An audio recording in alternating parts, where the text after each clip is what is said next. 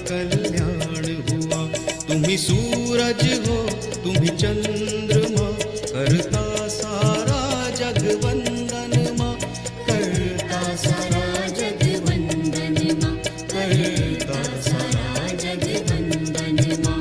तुम बसी हो कण कण अंदर माँ, करता सारा जग वंदन माँ, करता सारा जग वंदन माँ, करता सारा जग वंदन माँ।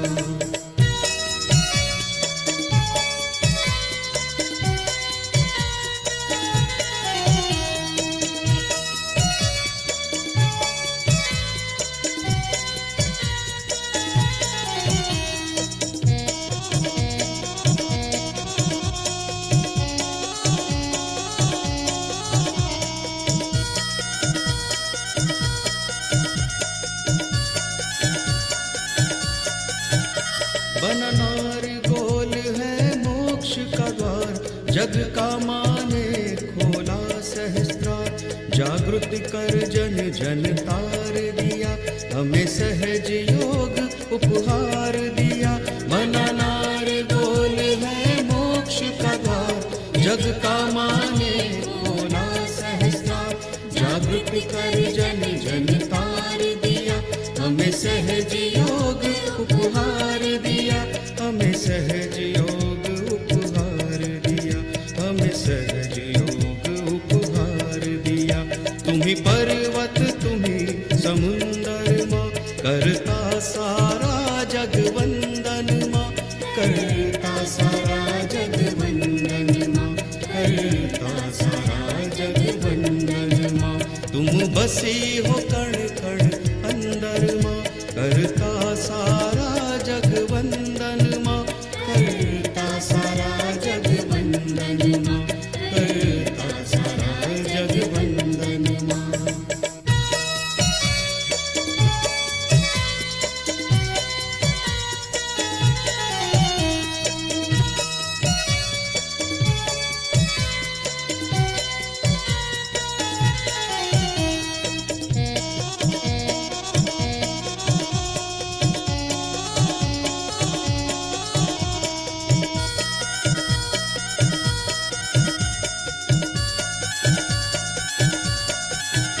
सारे जग में तेरे नजारे माँ, सभी सहजी तुमको प्यारे माँ। अनगिन हम पर उपकार किए, बच्चों पे सभी सुख पार दिए। सारे जग में तेरे नजारे माँ, सभी सहजी तुमको प्यारे माँ। अनगिन हम पर उपकार किए, बच्चों पे सभी सुख पार दिए, बच्चों पे सभी सुख वार दिए, बच्चों पे सभी सुख वार दिए। आई हो ऐसी चैतन्य, करता सारा जग वंदन माँ, करता सारा जग वंदन माँ, करता सारा जग वंदन माँ। तुम बसी हो कण कण अंदर माँ, करता सारा जग वंदन माँ, करता सारा जग वंदन माँ, करता सारा जग वंदन माँ।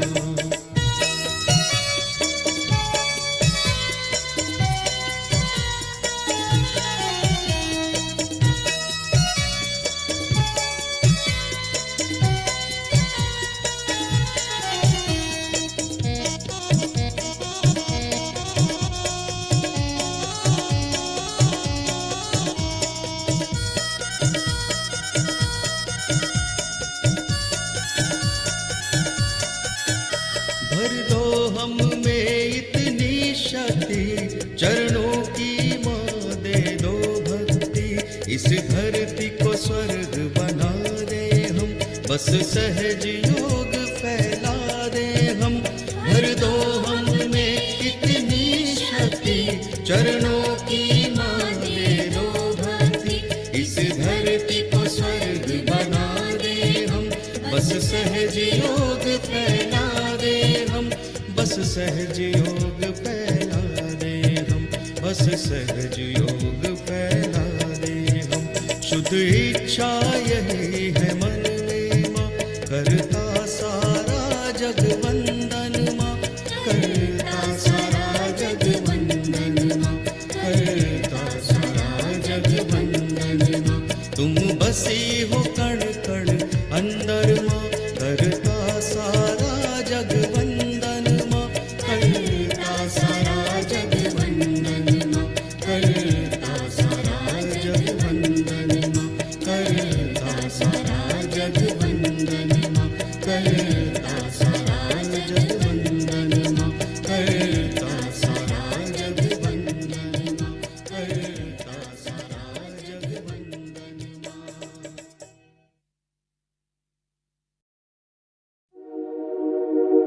आप तो जर्रे को भी आफताब बना देती हैं, आप तो ख्वाब को सच और सच को ख्वाब बना देती हैं। अपनी रहमत से मेरी भी किस्मत संवार दो।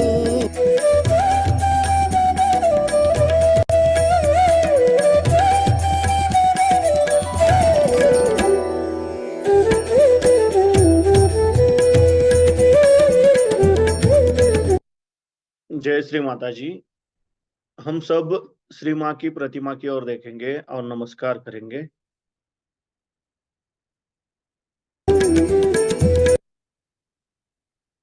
अपने दोनों हाथ गोद में श्री माता जी की कुमकुम की ओर देखना है।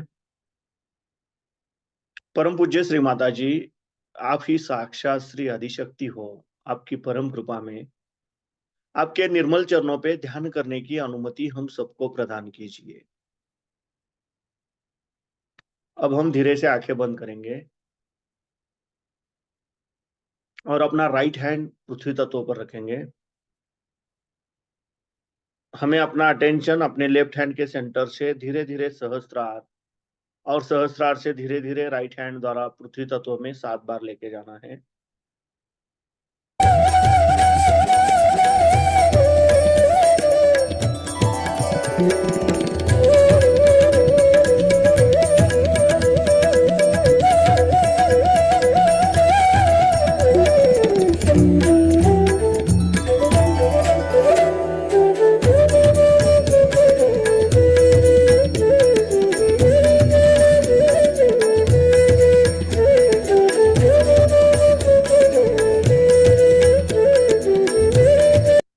परम पूज्य श्री माता जी, आप ही साक्षात श्री महाकाली हो।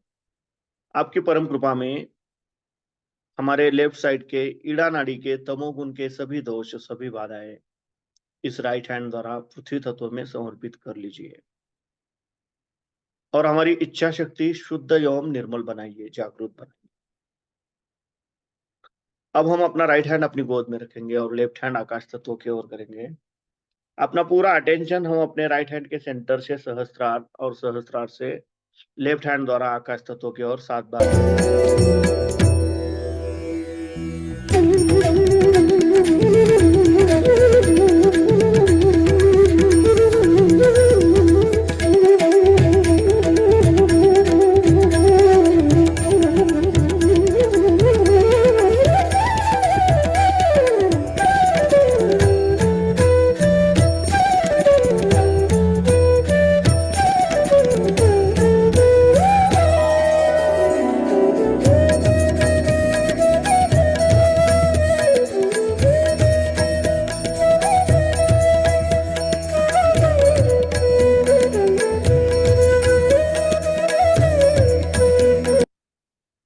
परम पूज्य श्री माता जी, आप ही साक्षात श्री हनुमान जी हो। आपकी परम कृपा में कृपया हमारे राइट साइड के सभी दोष, सभी बाधाएं, हमारे पिंगला नाड़ी के रजोगुण के सभी दोष इस लेफ्ट हैंड द्वारा आकाश तत्व में समर्पित कर लीजिए और हमारी क्रिया शक्ति शुद्ध एवं निर्मल बनाइए, जागृत बनाइए। अब हम अपने दोनों हाथ अपनी गोद में रखेंगे और अपना पूरा अटेंशन हम अपने मध्य मूलाधार चक्र पर क्लॉकवाइज 7 बार रोटेट करेंगे।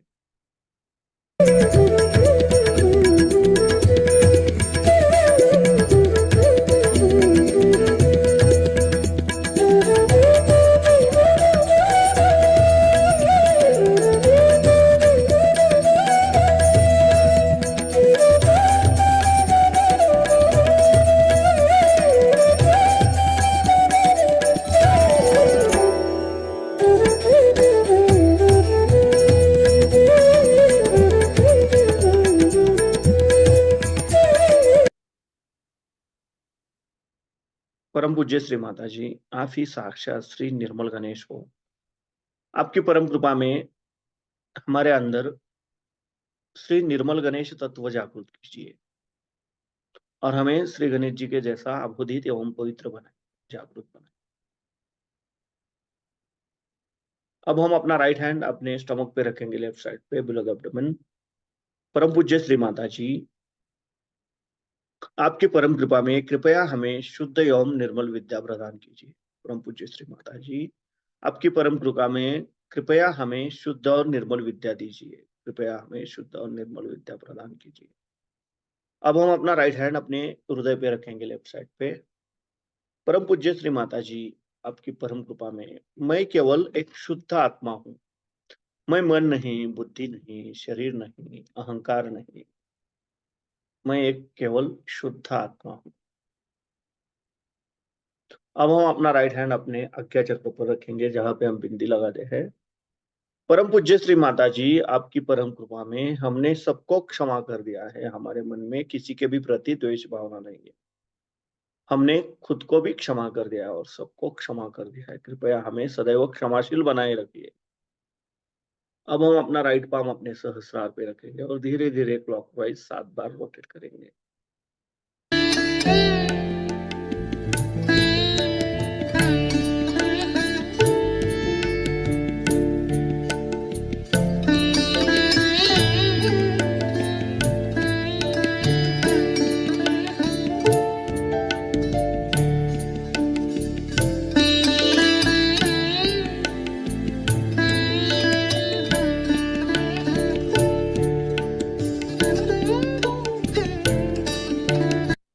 परम पूज्य श्री माता जी, आप ही साक्षात श्री सहस्रार स्वामिनी हो।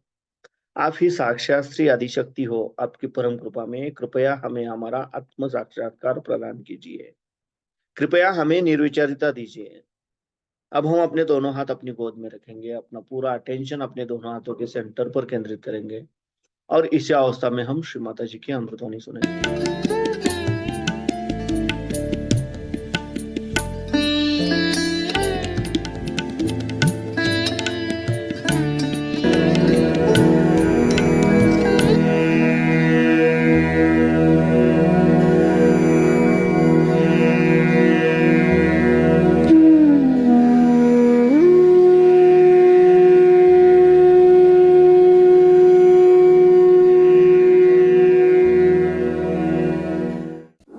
सत्य को खोजने वाले आप सभी साधकों को हमारा प्रणाम।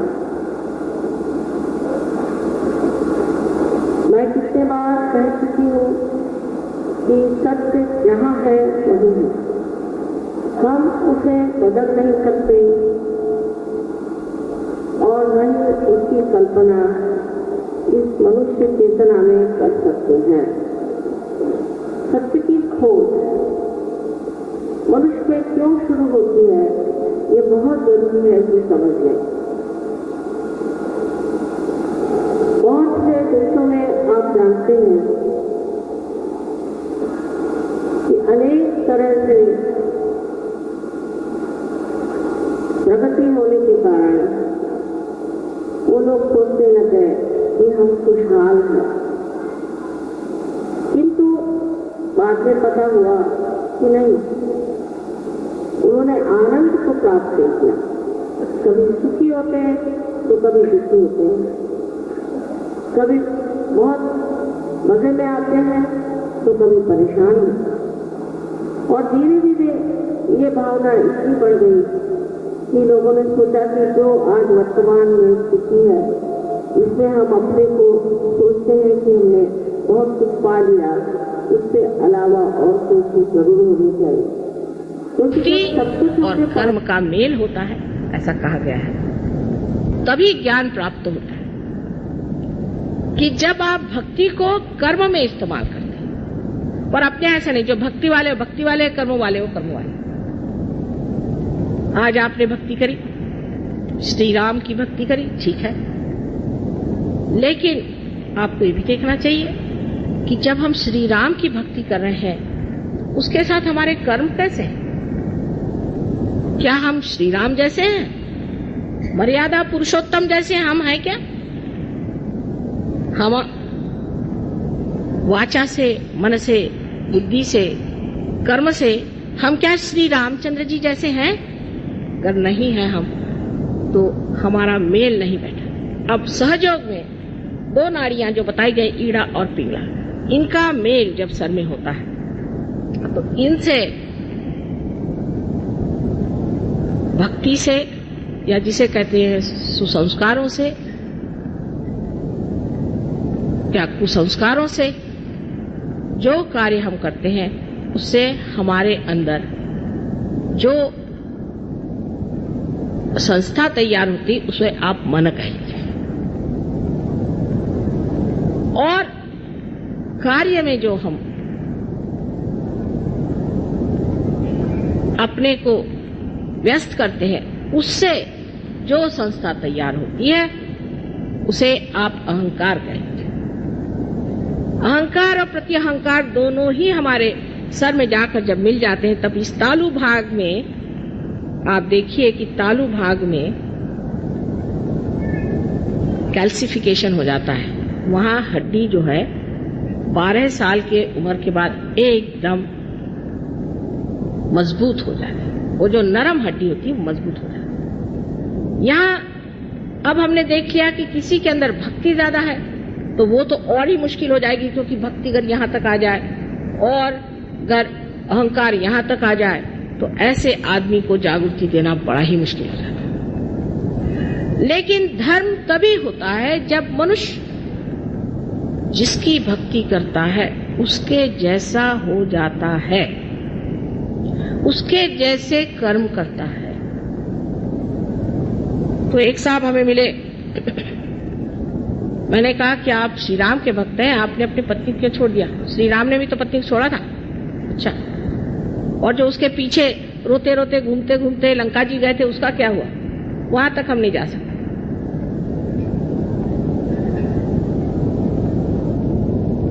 आपने 5 पत्नियां क्यों कर ली? श्री कृष्ण ने भी तो की थी, लेकिन वो तो योगेश्वर थे, उन पे तो कोई चीज छाती नहीं थी। तो हम तो उनको मानते हैं, तो हम तो इस मामले में उनको मानते हैं साहब। वो बात अच्छी करी उन्होंने, 5 बीवियां कर ली।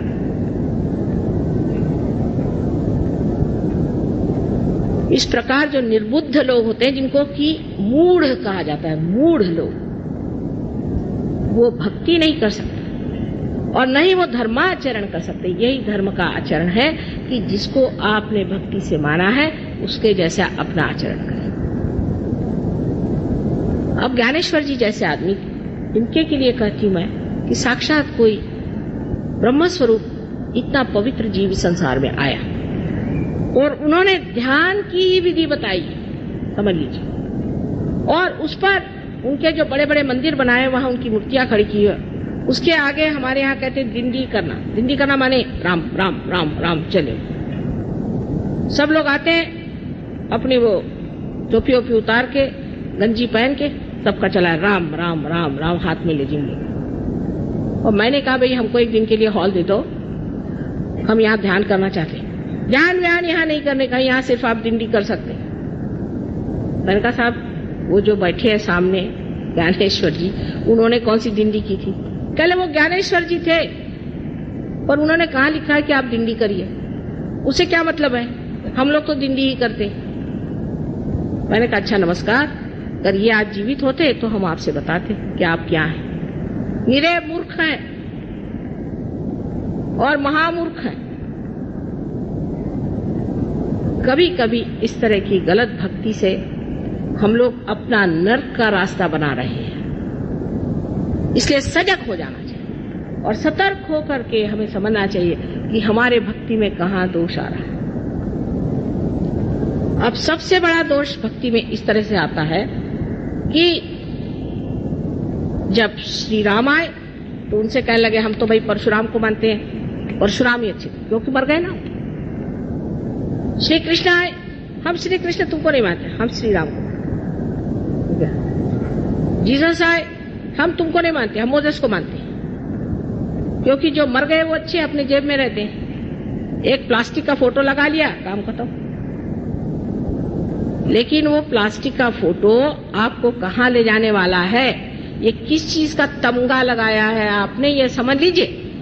और फिर कहते हैं कि हमने माँ इतनी भक्ति करी और हमारा ऐसा हाल क्यों? तुम तो कहती हो कि हृदय में शिव का स्थान है, हम शिव भक्त हैं, और हमें हार्ट अटैक क्यों आ गया? उसकी वजह ये कि शिवोहम ऐसी वल्गना आपने क्यों करी? क्या आप शिव हो गए? क्या आपने आत्म साक्षात्कार पाया? मैं आत्मा हूं ऐसे चिल्लाने से वो शिव भी आपसे नाराज हो गए। राम राम राम राम कहने से रामचंद्र जी कहते बाप रे बाप, इससे बचाए रहो।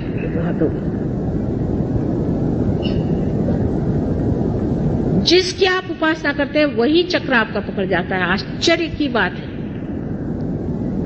और उसी से हम पूछते हैं क्या आप शिव को मानते हैं? माता जी आपने कैसे पहचान लिया? अरे भाई जैसे भी पहचान, तुम्हारे चक्रों से पहचान रही हूं, कोई इसमें विशेष ज्ञान की जरूरत नहीं है।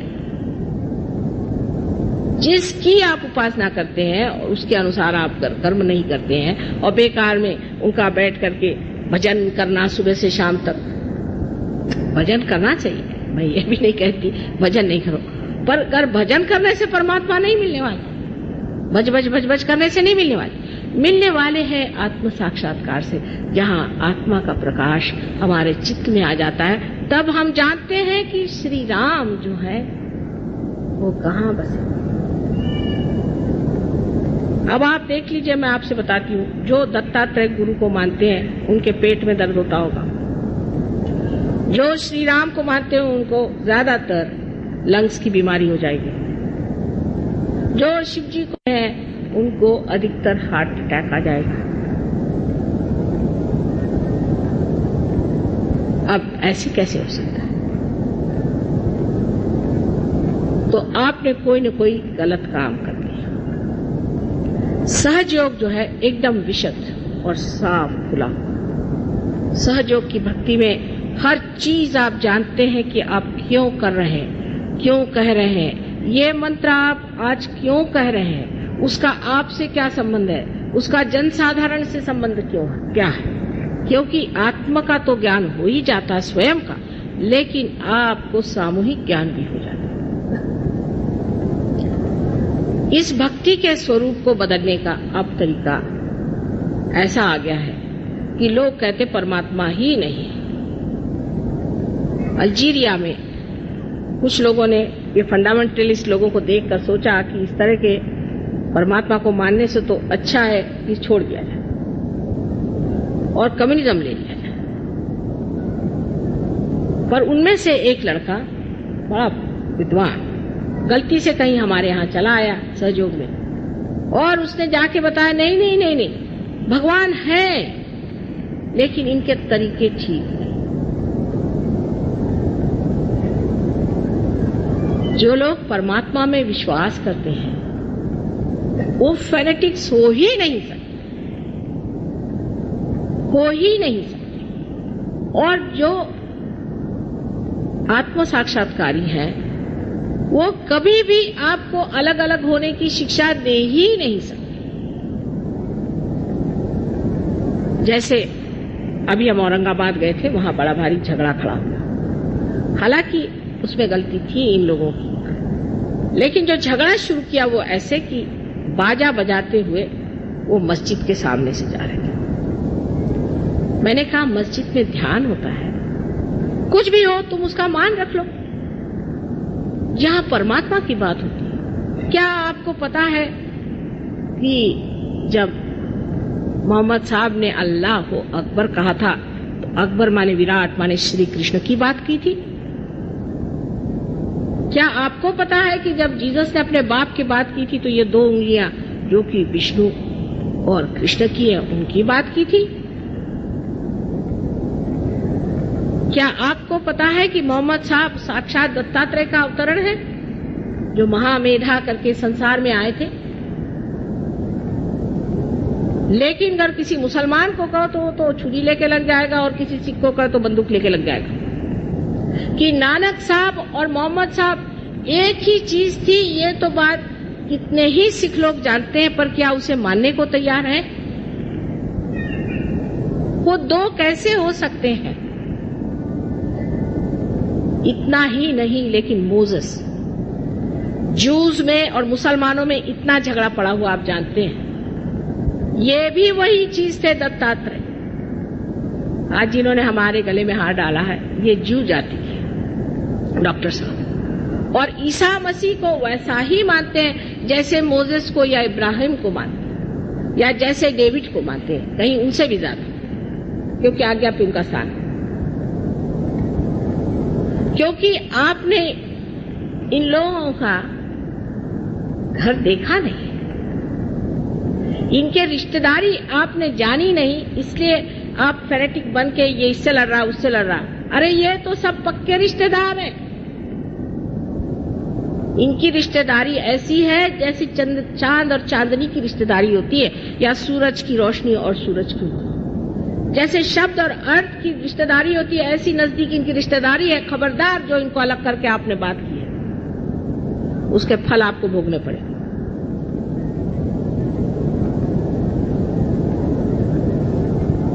जो इन लोगों ने कार्य करे हैं, उसको भी लोग संशय दृष्टि से देखते हैं कि मोहम्मद साहब के जमाने में इतना युद्ध, इतने गधे लोग थे, वो आपको क्या बताया जाए। मोहम्मद साहब को तक उन्होंने जहर पिलाया था। उस वक्त उन्होंने ये सोचा कि औरतें इतनी ज्यादा हैं और आदमी इतने कम, तो विवाह संस्था को विशेष रूप देने के लिए विवाहित ही औरत होनी चाहिए और उससे शादी कर लेना चाहिए।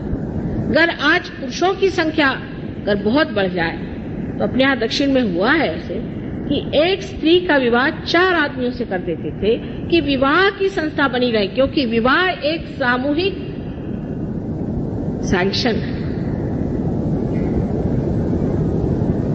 वो जमाना बीत गया, अब उसके कर रहे हैं।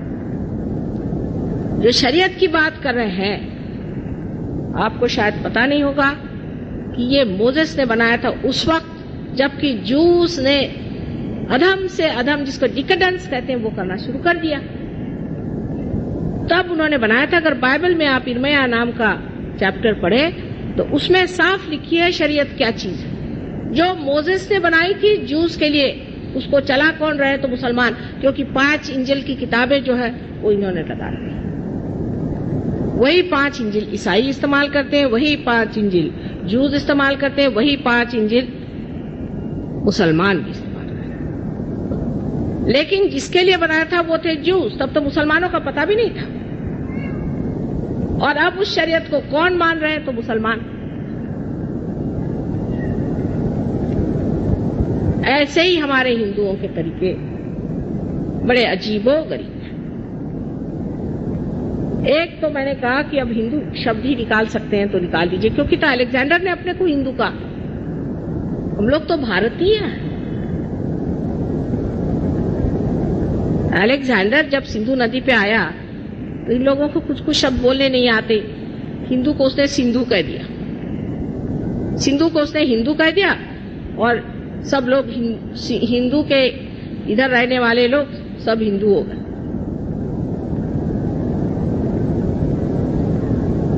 और इस तरह से हम लोग हिंदू हो गए। इसमें आस्तिक है, नास्तिक है, आर्य समाजी है, फलाने हैं, ढिकाने हैं, सब हिंदू हैं। हम लोग भारतीय हैं प्रथम। ये हमारी अनादि संस्कृति चली आ रही है। अलेक्जेंडर तो अभी अभी आए थे थोड़े दिन पहले, ईसा से पूर्व।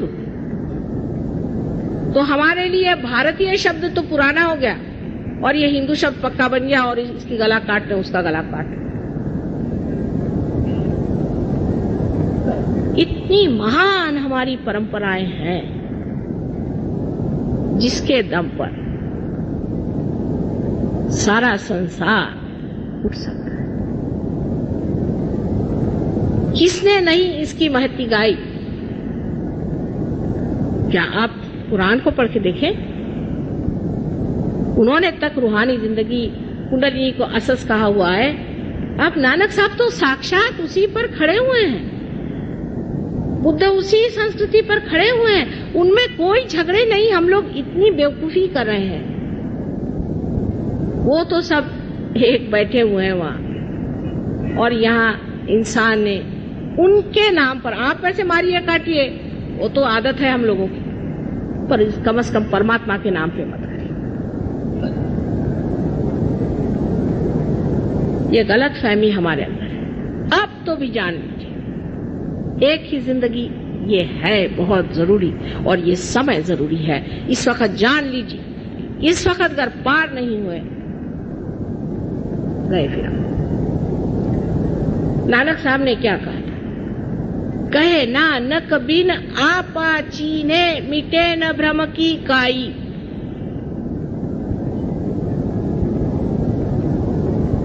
और इससे ज्यादा क्या कोई कह सकता था? जो मैं कह रही हूं वही तो वो कह गए।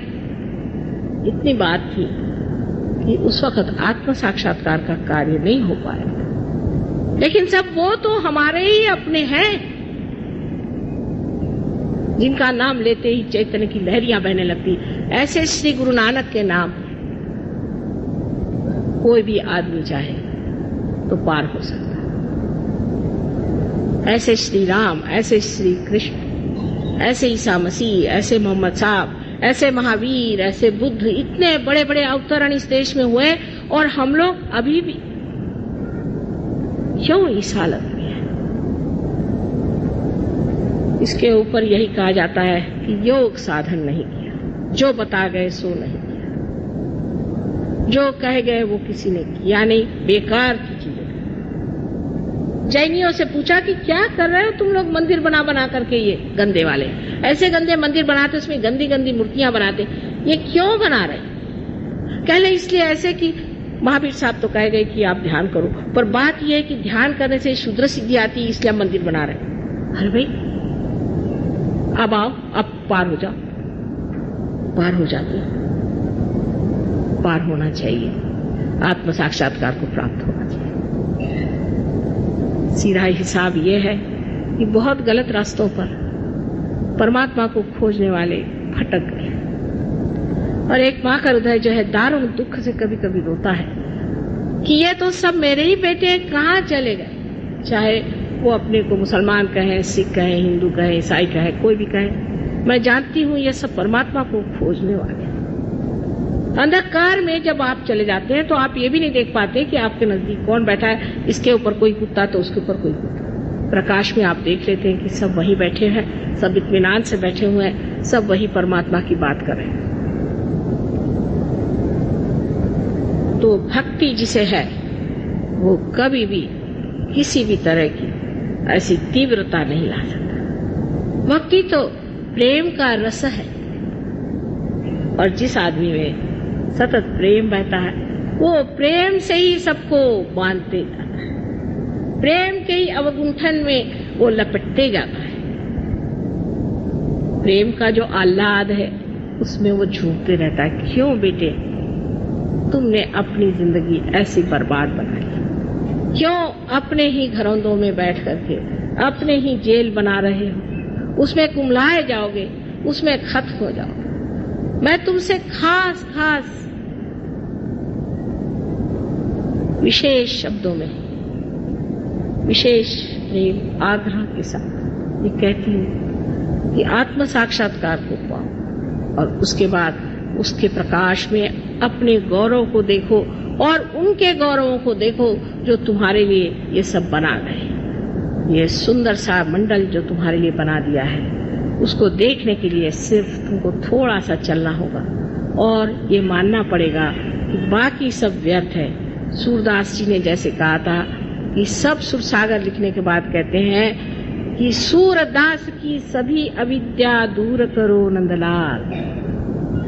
इसी प्रकार निरपेक्ष होकर के, एक बच्चों जैसे होकर के आप आत्म साक्षात्कार को प्राप्त हो। ये भक्ति का फल है, ये कर्म का फल है, जो कि आप ज्ञानमय हो जाते हैं। परमात्मा आप सबको आशीर्वाद। निज रूपाचा प्रकाश,